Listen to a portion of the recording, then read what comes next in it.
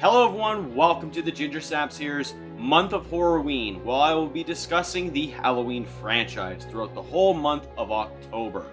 I am your host, Stephen Harold, and of course for today, for the first episode of this month of Horror-WEEN, we will be talking about the one, the only, the classic Halloween, which was released in 1978 and was directed by John Carpenter.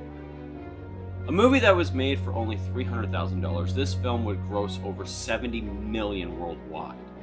It became one of the most successful independent films of all time, one of the most successful low-budget independent films of all time, and has stood the test of time over 44 years, and of course spawning 12 sequels. And of course this classic gets a lot of notoriety, a lot of reviews.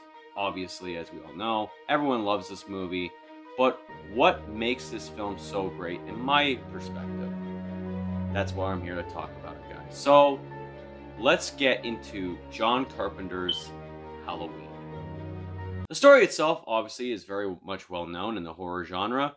A 6-year-old kid named Michael Myers stabbed his sister Judith Myers to death on Halloween of 1963, would spend 15 years in Smith's Grove Sanitarium, and of course would break out on October 30th, 1978, setting his sights on Haddonfield to stalk a bunch of babysitters who are Annie, played by Nancy Stevens, Linda, played by PJ Soles, and Laurie, who was played in her first motion picture film by Jamie Lee Curtis. Of course, hot on Michael's tail is his doctor, Dr. Sam Loomis, played by the legendary Donald Pleasence. A movie like this, of course, is not new. I mean, of course, everyone knows that Texas Chainsaw Massacre came out, Black Christmas had came out before Halloween. And of course, as we all know, Halloween was essentially another film that, was of a certain type, the slasher genre. But a lot of people consider this film to be the Kickstarter of that.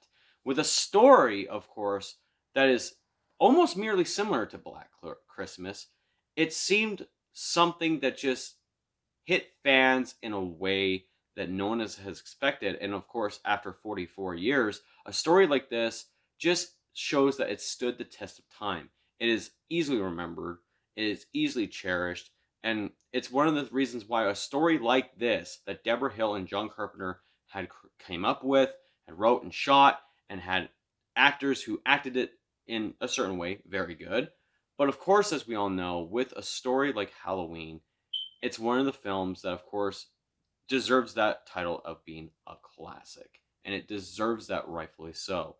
The story is just spot on. It's 100% perfect. And it's just one of those things that fans always keep bringing themselves back to when watching this movie, especially in October. When it comes to characters in the whole entire franchise, especially in the first film of this franchise, we have to talk about the protagonists that have to be the people that the audience care for. Of course, as we all know, Linda, played by PJ Soles, is the totally caregiving kind of person who just likes to drink, party, have sex, smoke, talk about her boyfriend, talk about this, talk about that. She's a gossip girl. It's one of those firsts in the horror genre. And then, of course, you have Annie, who is played by Nancy Stevens, who is the daughter of Sheriff Brackett, played by Charles Cyphers. She is kind of the bitchy type. She's the one that's the tough and nails kind of character. She has all that wherewithal to pretty much be like the person who has nothing ever bother her, but she just doesn't want to show it. On the outside, she wants to be tough no matter what. Then, of course, you have Laurie Strode, played by Jamie Lee Curtis, a defining role for her. Of course, she set the template for the final girl. She is the pinpoint start to that. She's the blueprint, as we all know. The virgin who doesn't do all the things that the other girls want to do. She doesn't care about sex. She doesn't care about partying. She doesn't care about drinking. I wish I could say not doing drugs, but I mean, she was smoking a joint in Annie's car. So, maybe not so much. But she is the one that is able to defy the odds. She is not sexually frustrated in a way that permits her to cause a sexual act. She's not the one that wants to party the whole entire time, so gets drunk all the time. Her job is very simple. She's babysitting these kids on Halloween night. And she does a very good job of being the babysitter where she has to protect the kids no matter what, especially when it comes to her antagonist of the movie. Now, of course, when it comes to these characters, you have to care for them so much. And of course, we just have to care about these babysitters. Of course, some of the dialogue is not the greatest, but some of the lines aren't even that great either. But you buy into these characters. Deborah Hill worked so hard on making these girls very relatable, especially in 1978, right? She was a babysitter at one point.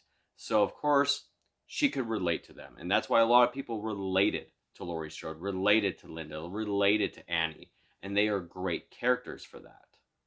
But of course, we cannot talk about the one protagonist that we all remember from this film, of course, as well. If it's not Jamie Lee Curtis, it is Donald Pleasence's performance as Dr. Sam Loomis. A legendary performance for him. I know a lot of people know him from James Bond. I know a lot of people know him from The Great Escape. A lot of those films. He's done amazing work.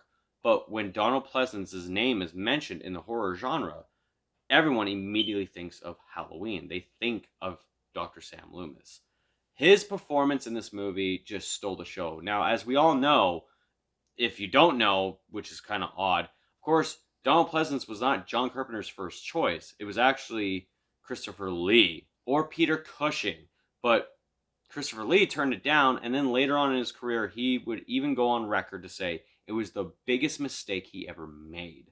Now, of course, for Donald Pleasence, he was viable for this character. A lot of people even appreciate and love the character of Dr. Loomis in that weird way.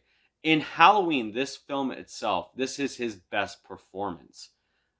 Yes, he has starred in many more, but eventually down the road, I'm going to get to those ones.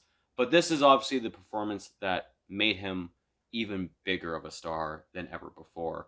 And for that, with Dr. Loomis being played by Donald Pleasence, a very charismatic actor, it's no reason why he is so loved in the horror genre, especially Halloween's franchise. Now, of course, as we all know, every horror movie has to have an antagonist, and it has to be a very good antagonist. Of course, we had Texas Chainsaw Massacre's Leatherface, and Black Christmas, we had Billy, but in Halloween, we got Michael Myers, who was named after a producer in England that John Carpenter really wanted to just pay a tribute to for helping him get finances or distributing, Assault on Precinct 13. So he paid tribute to him in a weird way, making his name, the killer of the movie, his name, Michael Myers. But Michael Myers, of course, as some people on social media have already clamored on, is, oh, was the inspiration from this guy. No. Don't believe that shit. That is not fucking true. Michael Myers was actually an inspiration to John Carpenter from a mental patient he saw at a psych ward who just stared. He was the embodiment of everything that was evil in such a way, the absence of life. Michael Myers essentially is the one horror character in horror history that is, especially the slasher genre, especially ones with Freddy Krueger, Jason Voorhees, Chucky, Ghostface, Leatherface, all these slasher villains. Michael Myers happens to be the one guy who seems to be the most realistic. There could be a mental patient who breaks out at some point, who happens to break out on Halloween, right? And then dons a mask and goes on a killing spree. It's likely not ever to happen, but he is the most realistic of the slasher killers. Now, of course, as we all know, we were introduced to him very early, stabbing his sister to death. And then, of course, as we know, when he grows up to be 21, he escapes. Everyone just thinks he's just a human, just a normal human being who can get hurt and whatever. You see the impacts. You see that he gets stabbed, he gets shot, and he keeps getting back up. This guy is not human. And, of course, the betrayal that Nick Castle even brought was something as simple as just walking normally. And it became part of Michael. Even to the point of stabbing Bob on the wall and then just, tilting his head to admire his handiwork. Genius. The way that Michael Myers is portrayed in this movie is a lot creepier, even though there's more that go down the line in this franchise.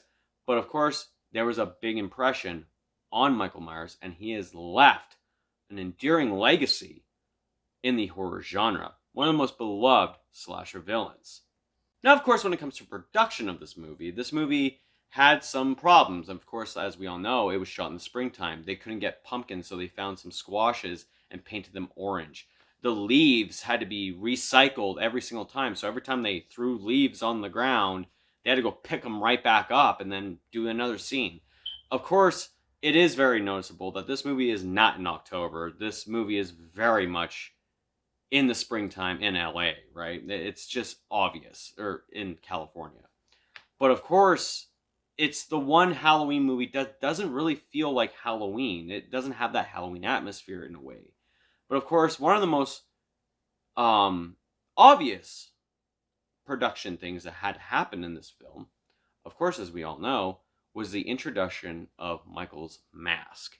Now, Tommy Lee Wallace was tasked to get a mask for the film, and he bought two. He bought an Emmett Kelly mask, and he bought a William Shatner Star Trek mask.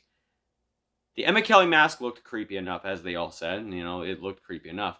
But after Tommy Lee Wallace cut the eye holes bigger, teased the hair, ripped the sideburns and the eyebrows off, and then painted it white, and they saw that mask show up, as soon as they saw it, they're like, we got it.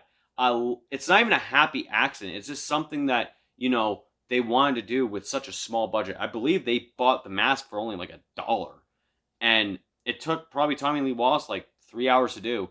And it became one of the most iconic looks in horror today. I mean, that mask alone literally is synonymous with Halloween. Synonymous with the horror genre. And a lot of people just absolutely love this lightning in a bottle prop that everyone just has to have in their collection. Now, of course, I can't really get into all the kills because there's not that many in this movie. As we all know, back in the 70s, there was never such a thing as like a huge body count in a way. So a lot of people eventually, when they would watch a slasher movie, you see maybe 5 or 6 people get picked off. So like, what is the best kill in the whole entire movie? Obviously, it's Bob. He gets pinned to the fucking wall.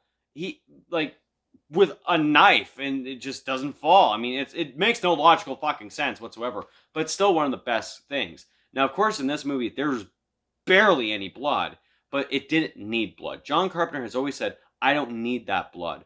I want the audience to have the mind going, just pretty much like use your imagination. Like, oh yeah, she got slit in the throat. You don't have to see the blood coming out, but you could imagine how gory it looks. And that's what makes the movie even better, is that they didn't need to have that gore. And it works for the movie, because other things work in its favor with this film. If it wasn't just the gore, it was something else. The fucking score! Oh my god. The Halloween score John Carpenter has done, has created, has composed everything. He gets royalties from this. It's one of the most famous movie scores, let alone horror movie scores of all time. Everyone knows that theme. Bump, bump, bump, bump, bump, bump, bump, bump, bump. And everyone fucking knows it. You don't even have to watch Halloween. You fucking hear that, and it's like, oh, that's Halloween. Everyone fucking knows it. John Carpenter, of course, he did the music himself because he was a lot cheaper to do it. I mean, he could do it himself, right? Why bother getting another composer? And it hit in a way. This is one of those movies that you just have to go into it with the sound. I mean, like, the music has to be a character in itself. Like, a lot of people have said, try watching Halloween muted. It's not the same. When you have that music in there, you have a soundtrack that is just perfect for the movie. It actually builds as a character, a scary element to the movie. It helps with the scares. And back in 1978, when people had watched this gotta be one of the most frightening fucking movies of all time. Without a doubt. And it helps when you have a good score, and John Carpenter is a master when it comes to making movies scores. He's just brilliant. Now, of course, not every movie is perfect. I mean, as we all know, like I said, this movie takes place in the springtime. It shows. The dialogue is not the absolute greatest. And what I mean by not the absolute greatest, we're talking about Annie and Linda. Like, their dialogue's not the greatest.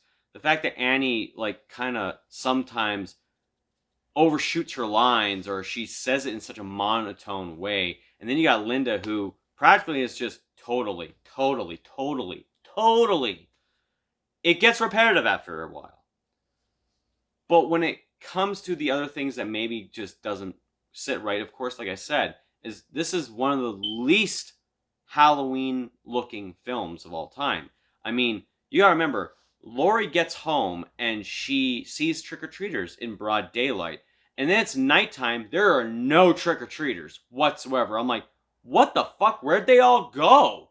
There's no way. Even when the sun was setting, there was no trick-or-treaters. Like, what? Trick-or-treating was done at 5? Like, that's fucking weird. And hell, half the houses didn't even have pumpkins lit up. The houses weren't lit up at all. So you can obviously tell that, yes, the movie was shot in the springtime. They couldn't get Halloween decorations, so they shot for what they could. And yeah, as we all know, like I said, the dialogue's not the greatest. Sometimes even little things you can pick apart. Like, for example, I know a lot of people like to always rage about this one is, how did Michael Myers learn how to drive? I understand a lot of you fans have defended this a lot. Like, oh, he learned it from Loomis or Dr. Wynn taught him or whatever. You want to know what my answer is? Here's my answer. How was Michael Myers able to drive? Because it was fucking convenient for the fucking plot, okay? Stop thinking about it so hard. And yeah, it's just one of those things where it's like, yeah, we get it, okay? And I know a lot of people even rage on the whole, every time Laurie has the knife in her hand, she just drops it. It's like, again, it's just a fucking movie. Yes, they're nitpicks, but just enjoy it for what it is, okay? By the time you get to the climax of the movie, Michael Myers is chasing her. She's trying whatever she can to incapacitate him. Like, she stabs him in the neck with a knitting needle. She stabs him in the chest after stabbing him in the eye with a coat hanger while she was in the closet. This guy just kept coming after her. And then that moment when he sits up and stares at her, the audience probably wasn't gasping. Like, what the fuck? How is this guy still alive? And then, of course, Dr. Loomis comes in to save the day, shoots him 6 times, and he falls over a balcony. You know, was that the boogeyman? I believe, as a matter of fact, it was. Or that was, whatever. And then he goes and checks on her. And checks on the remains of Michael, and he's gone. An ambitious ending, where you thought the killer was killed, turns out he wasn't. And he just up and walked away. Simple. Ended just like that, you know? You get to see the sceneries of everything that happens. It's an effective ending. That's why a lot of people, when they do like their rankings for like the top moments in the Halloween franchise, this moment's one of them. The whole ending of Halloween 1978 is so fucking perfect. And it's one of those things that even in movies that show the movie Halloween, it's always that fucking ending. It's that climactic ending. And it's just timeless.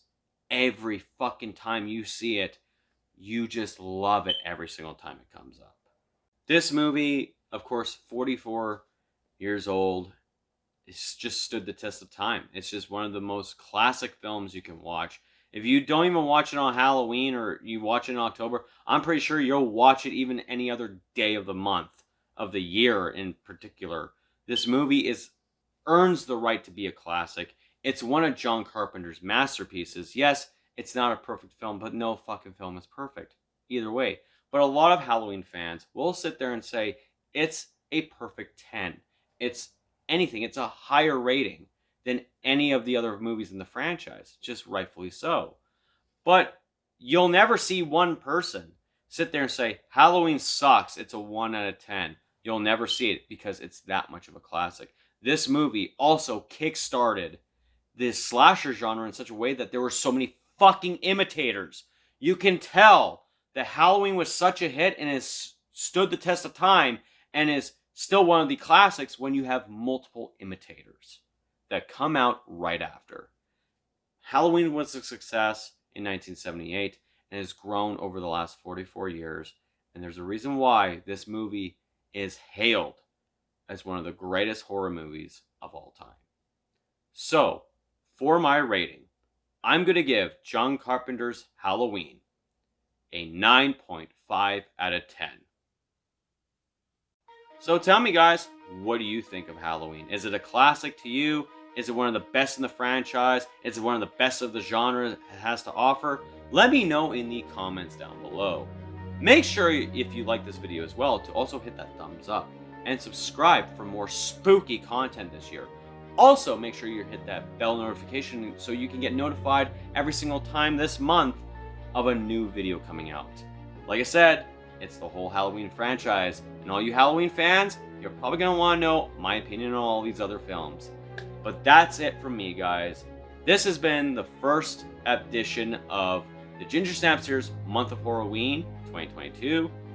I am Stephen Harold, and next time we will be discussing Halloween 2. Take care, guys. And remember, everyone's entitled to one good scare.